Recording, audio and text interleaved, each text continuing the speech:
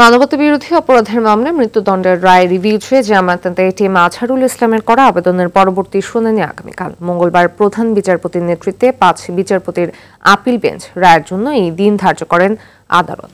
২০১৯ সালের ২৩ অক্টোবর মানবতাবিরোধী অপরাধের মামলায় জামায়াত নেতা এটিএম আজহারুল ইসলামের মৃত্যুদণ্ডের রায় বহাল রাখেন আপিল বিভাগ।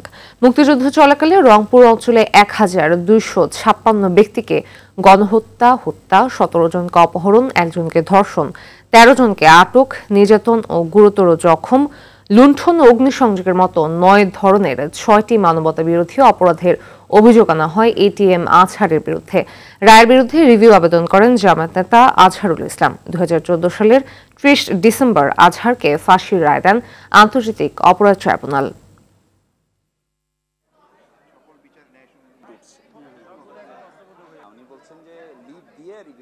মূলত তৎকালীন আদালত ওনাকে ৩টি ঘটনায় মৃত্যুদণ্ডাদেশ দিয়েছিল এবং ওই মামলায় আরেকজন মাননীয় বিচারপতি তখন ভিন্নমত পোষণ করে ওনাকে খালাস দিয়েছিল এবং এই বিষয়গুলো এই রিভিউ আবেদনে উঠে এসেছে।